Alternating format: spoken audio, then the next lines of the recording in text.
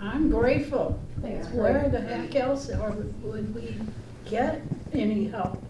At least, you know, we have Trump's got his own Truth Social, I guess.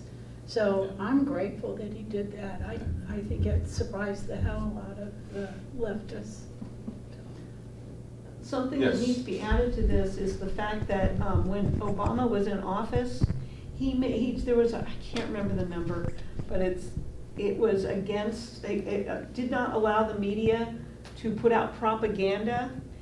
He actually reversed it. He took it out so that our media can spew propaganda at us. Did you know that? Yes. Legally.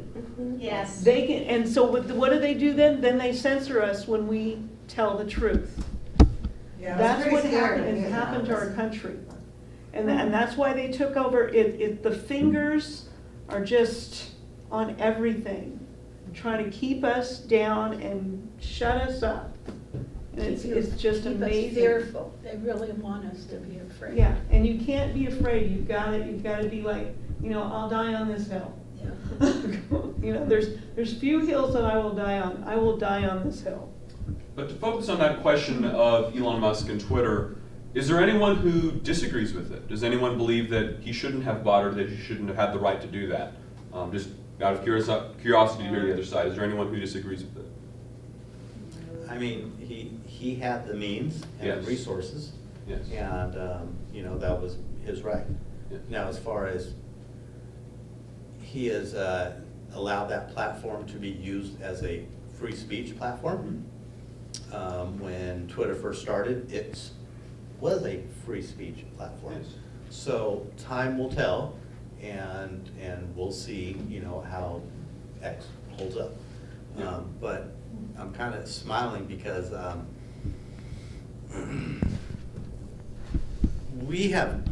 we're a dumbed down society.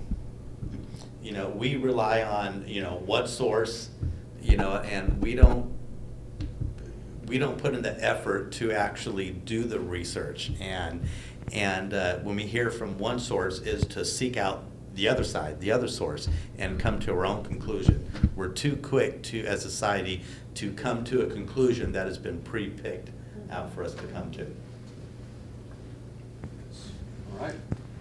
I agree, but also though too, when we talk about social media, I don't know if that should be censored, because I myself, they punished me by posting different stuff, they took it off, then they didn't let me on Facebook, they started messing with my phone, doing weird stuff.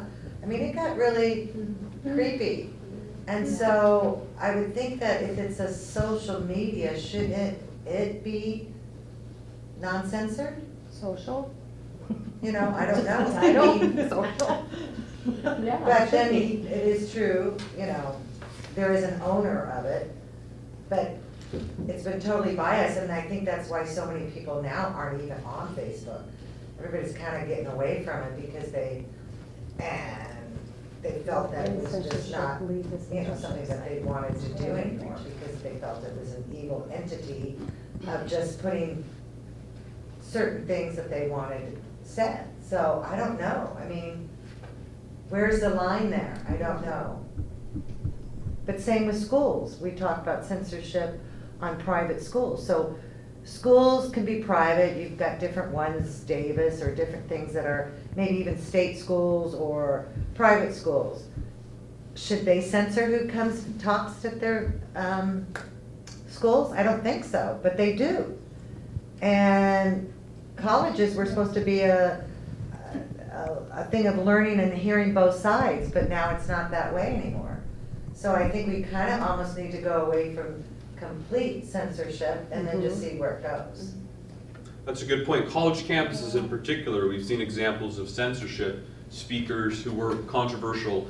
A few years ago, there was the provocative speaker Milo Yiannopoulos, and obviously I don't know if any of you have heard of him, but he does aim to get a rise out of people, that's his thing. Yeah. But there were attempts to censor him, attempts to shout him down. Sometimes speakers going to college campuses, they pull the fire alarms, and so everyone must leave, and the free speech event is effectively shut down. So Or they should just won't even let them on. The so presidents should won't let 'em on. universities that are publicly funded, that receive our taxpayer dollars, should they be required to allow anyone regardless of speech? And should they be required to secure their campus from their students in some cases to ensure that those speakers can actually have that free speech, be able to enter the campus and be there in a safe manner, which I think we all should agree that as Americans, we should be physically safe to exercise our free speech or it isn't real. Right. So a question for all of you, how do we feel about that? Should publicly funded colleges like UC Davis, Sac State, Berkeley, should they be required to let anyone speak and ensure that those campuses are secure for that speech? Now, when you Say say, yes. yes, anyone. Now, what if it, those caveat out there, what if it is, Nazis? well, what if someone that is like anti-American and wants to tear our country down, and should they be allowed to come and speak and share Yes. their ideas? Yes. Probably, and, Yes. and the audience will leave if it's bullshit. Well, they should be allowed to say their piece, but not threaten. Once you cross that line over So like he said, rules. and There's gotta be over. rules. So they should have a clear outline of what they're coming in, Yes. you know. And when I was a kid, a long time ago, there was a group of Nazis that wanted to walk down have a parade in a Jewish neighborhood in New York. Ah, And it was a really big thing, that they went all the way to the Supreme Court to try to see if they could do this. And I remember our teacher going, so what do you think? And we're like, oh, no, they shouldn't do that. And she's like, oh, no, they should be able to. It's like, we are America. Everyone has a voice. They should be able to do what they want, even if they're just complete, they get to have a voice. Now, we're gonna look at them and go, you know, it's like, what, put your energy somewhere else. But, you know, it's, everyone is allowed to speak. And that's the thing we've lost, is that and there's no shame anymore. I think that's part of it too. There's no shame. We need shame. Shame needs to come back. We need to shame people when they say something really dumb, because that'll stop them from saying the dumb thing again to someone else. Yes, but shame, but not Or judge, violence. you're not allowed to judge. Shame is not violence. Shame is like, Well, oh, are you we need to bring kidding? back That's shame and then also the Judgment, so we, Judgment. And the they're trying to get away from judgment. The We done do need that. judgment. Yeah, Hey, we but do. the freedom to express yourself or your cause has spiraled out of control. For example, the people that block the roadways and bridges and prevent ambulances from getting through, people to go to work, and you literally are stopped.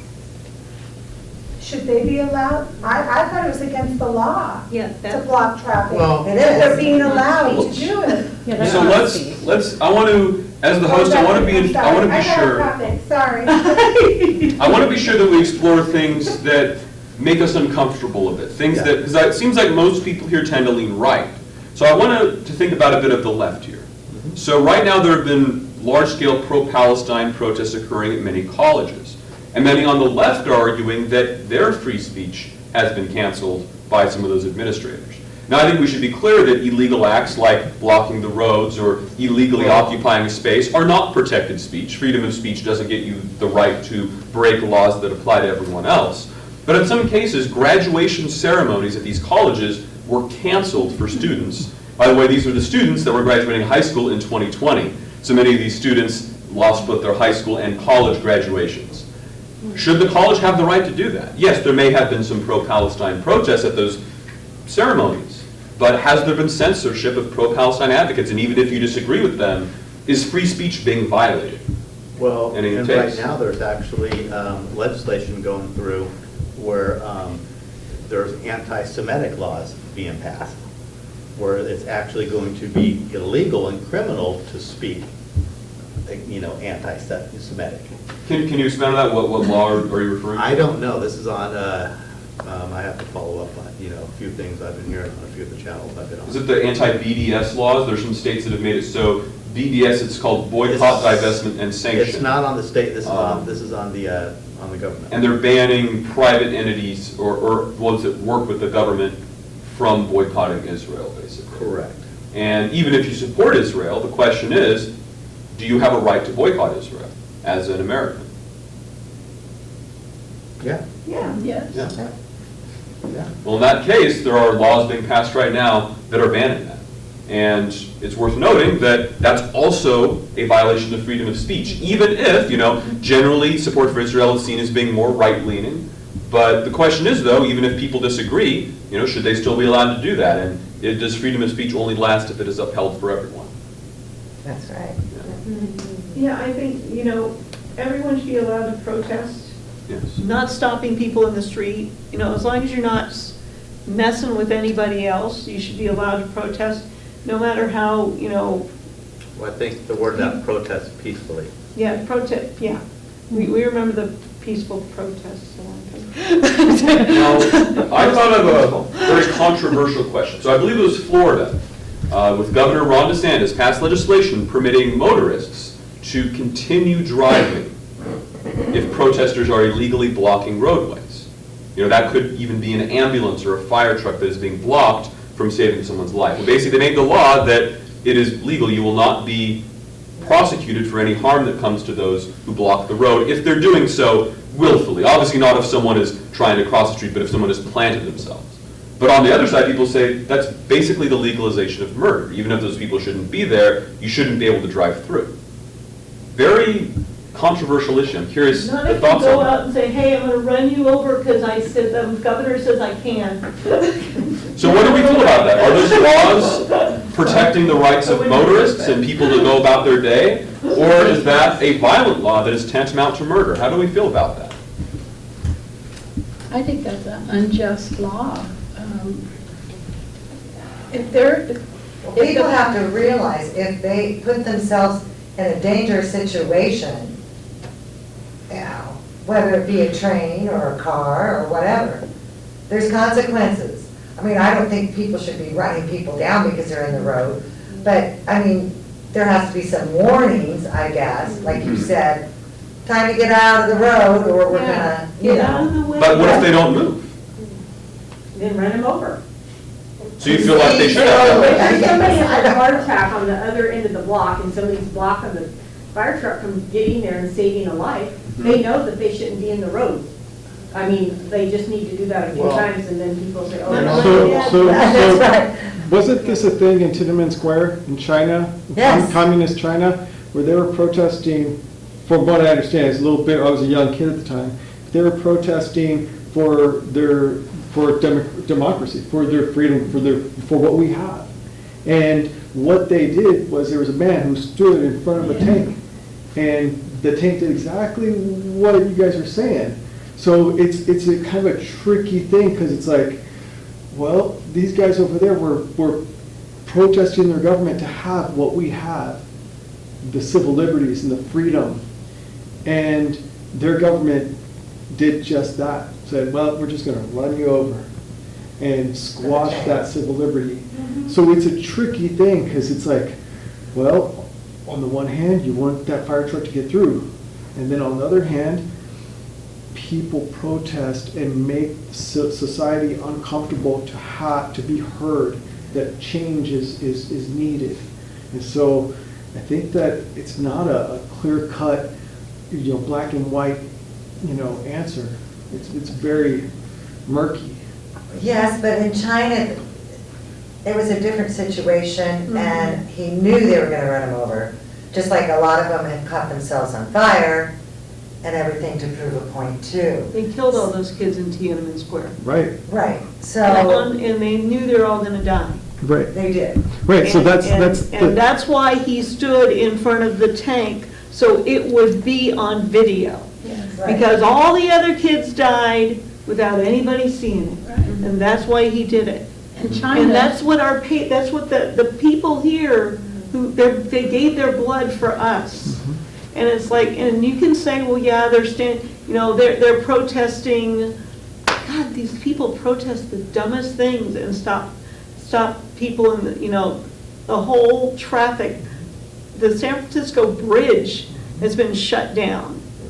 And it's just, But they were also pulling people out of their cars and dropping them Yeah, as that's the well. thing, is that's another thing, is they beat up the cars, it's not the same thing. A peaceful protest, allows people to live and have if I'm standing, if a bunch of people are, and they're like, yeah, you're all staying here, we're not going anywhere, that's not peaceful.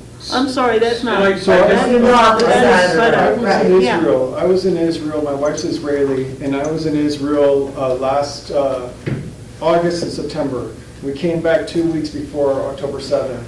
And for me, that was a real wake-up call because I have a little 6-year-old child, and we were down in the south in those areas where Hamas came over, and we actually have family in kibbutzes that were not all the way down, but close to the south.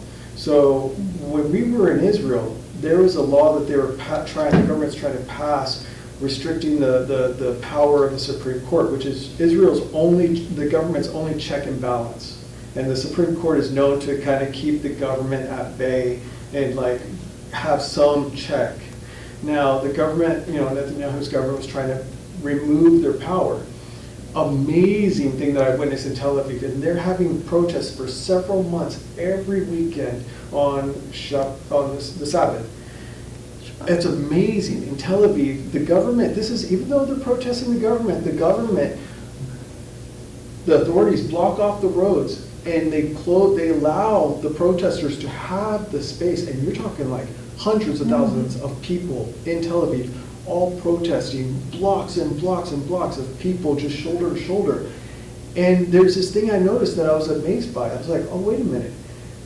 This government, even though they're being protested against, this government is like saying, okay, on this day, you guys are gonna have this space. And for hundreds of thousands of people, I mean, there's like 125,000 people at the one I was at, and my relatives were saying that was a small one because it was like a school holiday or something, and people were still out of town, but they'd been getting on up as 500,000 people. To me, I don't see that type of society participation in our country here. And it does make me sad because I feel that like if we had 500,000 people gathering to like call out, the injustice of one thing maybe the government may be doing peacefully, and by all means, it was peaceful there. Well, I will make the point, though, we have seen that in America. There were 2 examples a few years ago. One was in the summer of 2020 with the Black Lives Matter movement. Hundreds of thousands of people came out in protest. Of course, there was some, to put it nicely, collateral damage as a result of that. Another example was on the January 6th of 2021, when many thousands of protesters went to the Capitol. Majority did not enter the building, but they came to protest what they saw as a fraudulent election. So we have seen mass examples of protests in America, but if you ask someone who's on the left, they probably don't like what happened on January 6th too much. If you ask someone on the right, they probably don't like what happened in the summer of 2020 very much. So it seems like we have had massive protests of examples of that, but they are quite divisive, and many people would agree with one and not with the other. Is that by design to keep us divided? But It's different and it's peaceful, That's true. And is blocking a road, should that be considered a peaceful protest? Obviously, sometimes a city might block off a road for a parade or something, or Right, or a large having event. But if you have a bridge, for example, that no one got permission and people just walk in the road, is that the same? Is that different? There's some legitimate questions to be had there. You think it's different? Every year, every year they have the Walk for Life, Yes. and that's hundreds of thousands of people that go to Washington and go to Sacramento and there's just tons of people Walk for Life against abortion. That happens every year. It's not covered, but it happens every single, it's still happening. And the thing is, the difference between the George Floyd thing and the January 6th was one day. That went on, God, how long? And how many businesses were burnt down? And people died, too. People died. That's a big difference, Businesses, yeah. it was amazing. I remember the reporter going, this is a mostly peaceful protest, and there's a fire going on behind him. And it's like you're going, Dude. oh my God! So whose business is that? Who just lost their business? And the really sad thing was mostly black people lost their businesses. That's true. So when do you Yeah, define, all of them, yeah. so when do you define a a protest versus a riot. That was That's right. right. But they called it a protest. Another thing is they're changing our words. They called January 6th a riot, and the thing is, if you know anything about it, okay, the quote unquote, well, the riot started while he was still talking and all the people were there. So who were these people that started this whole thing? The back end was open. The Capitol's a really big place. And this part wasn't open, and this is the part they had the filming and they're showing everything. The other people, when they came to the back half and they let them in. And they had the guards going, come on in, come on in. They did. And they let them in. While the other police side walked- is having this, And that's the problem. The Argument. United States, as usual, does everything a little different. We have organic protests that are legitimately organized by the people, and then we have other protests that seemingly on the surface look like that, but it's a very different mechanism underneath with people that are funding it, organizing it. I mean, when you look at the college campuses, it's quite obvious that poor students didn't all go out and buy 50 pop-up tents that, identical, the same size. And I've been to a number of protests even down in the Bay Area where I've actually talked to the people getting out of the little vans, and they told me they were paid. They came from Richmond or other places, and someone gave them the sign. They were just there to cause trouble, is what one person told me. And what were they protesting in favor of? Against Or, Trump. or It was it about Trump, Palestine, BLM, which one? It was Trump. Trump? Yeah. So that's the term we call that is called something that's astroturfed. Something that started in other countries, they sometimes call them color revolutions, right? Something that sort of pops up and is a big protest that seemingly comes out of nowhere. And there's obviously questions about what happens there. Well, we've had a good discussion on this issue. I'm afraid we have 2 more topics to cover tonight. But just really quickly, I feel like this issue went in so many directions, it would be kind of hard to pull it a bit. But has anyone changed their mind? I'll just kind of ask that question, then we'll wrap up. Has anyone had their mind changed about these issues of free speech? I love, though, the direction it went, because we got into some really interesting topics. No, not really. Well, I haven't changed, but I understand where you're saying that if it's a private business, they should be able to run it the way they want to, because I have the choice not to go there or be a member. But on the other hand, I feel like communication platforms are kind of a special category, because gone are the days of nobody has a landline anymore, right? No one could, well, you could mess with that. But My family has one, my mom won't give that well, thing no, up. I understand that, but I mean, but when the vast majority of people are using these public, they are public. It's a combination, because that's the issue. So many people do get their information from these platforms. It's a problem. yes. It is a problem. So, I don't know. I just want to add one last thing. China is the CCP is very embarrassed about Tiananmen Square, and they have wiped out all of the films and any reference to it whatsoever. It's like it didn't happen. They're rewriting history right in front of us. So that picture of the guy it was great. You're right, dying for us. Well, thank you. With that, we'll now move on to our next topic. Round of applause for our panel. How about for the audience? Thank you all for coming up. The next topic will be that of artificial intelligence, AI.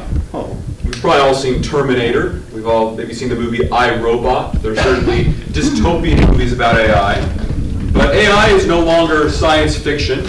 It is our reality right now. In fact, the new Apple iPhone 16 and 16 Pro will both come with their own Apple AI systems. My new Windows laptop also has AI built into it. AI is now part of our lives. ChatGPT can generate entire essays. It can analyze paragraphs and write responses to them. AI can generate beautiful images. It can create music. It can create deep fakes of people doing things that, or saying things that they never said. Our very questions of reality are being brought up. At a certain point, if you see some current new movies, some new Star Wars movies, the new Alien movie, there were actors who are dead that were brought back to life, in a way, with artificial intelligence. They're being featured in those movies.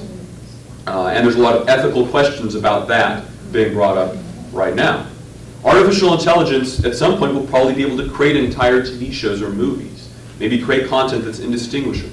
Now, it's also, in many ways, doing jobs for people, right? Many people are using AI in their jobs. In fact, some employers might be finding out their employees, like in the consulting industry, maybe aren't actually doing the work, but they're simply using artificial intelligence and sending it in. There was one guy, I think on Twitter, he was saying, yeah, I'm a consultant, I'm getting paid big bucks, but it's just ChatGPT that I'm turning in. Probably making a six-figure salary doing that. AI has the potential to automate huge sectors of our economy and cause huge amounts of an efficiency increase.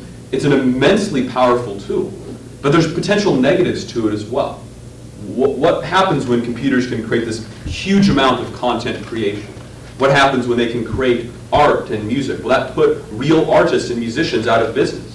When I visited Paramount Studios in Los Angeles, there was recently that writer's strike, and part of that was about artificial intelligence. Writers want to be sure that their jobs won't be taken over by AI, and they had a victory in that. But one asks, I mean, my goodness, the candlestick makers, they lost to the light bulb eventually, right? Technology does find its way.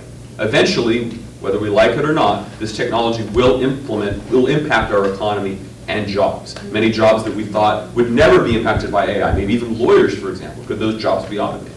There's clearly positives to AI, but there's also risks. What could it do to our society? And even going on a darker realm, could we have a totalitarian government powered by AI that could track you, right? You know, hypothetically, a government could track every single thing you do because they don't need a person to track you.